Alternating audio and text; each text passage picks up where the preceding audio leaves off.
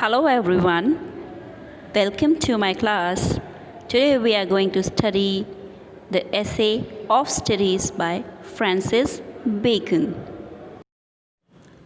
In this essay, Bacon focuses with what studies deals with. Studies means knowledge, the use of knowledge, abuse, and the result of studies is described in this essay. Bacon describes three uses of studies, that is delight, ornament, and ability. So these are the three basic uses which studies serve for according to Bacon. Delight means happiness, and when you are alone, you can't be happy unless you have someone to enjoy with. In solitude and retiring, book serves as entertainment, so you can enjoy reading books, so you can enjoy studies. Next is ornamentation. How could knowledge serve as an ornament? Yes, ornamental value is shown in the conversation of a well-read person. When a person speaks, you can find out how educated or knowledgeable person is. Ability is the quality of a person to do something. So studies improve our innate qualities, our inbuilt qualities or capabilities are improved by our knowledge.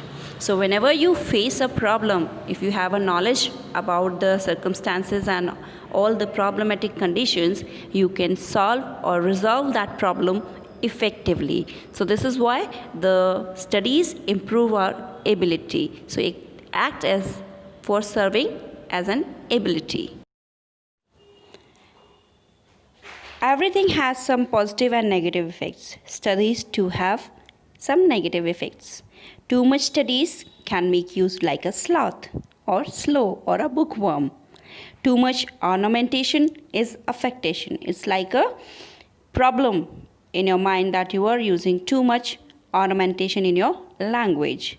And to judge totally by rules in all the circumstances also not acceptable.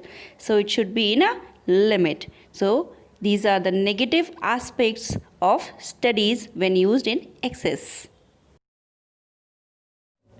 We speak of Bacon and Latin is not included. It's not possible. So in this essay also, Bacon uses a lot of Latin phrases, and one the important is Ambient studia in mors, which means studies shape the habits and character of a person. We are all born with animal instincts, but it is education or knowledge which makes us social animals, or we are capable of living in societies.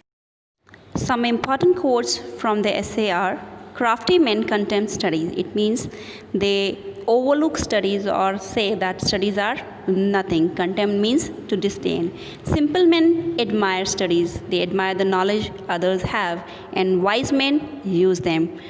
Those who are wise, they use their knowledge to become wise.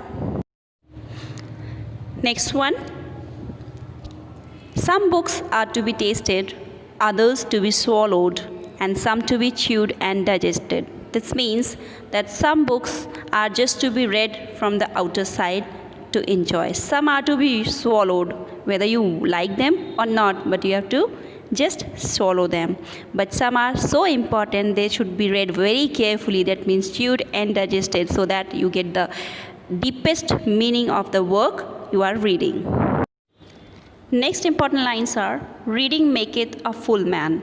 That means if you are reading a lot, you have the full knowledge of your surroundings. Conference a ready man. If you are conversing, you are regularly conversing on some topics and having debates and all that, you are always ready with some answer. And writing an exact man. It means if you are writing, your knowledge is of the most solid quality and you will remember it to the longest time span.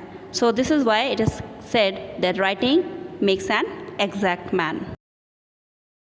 Next, what Bacon tells us in this essay is the result of studies or result of knowledge, and how these different studies affect human mind and personality in different ways. So what he trying to tell us is that different subjects have a different type of effect on human being or human mind. Like he gives the example, history makes a human wise. By reading history, a person becomes more intelligent and wise. He knows what was done wrong in the past should not be followed further.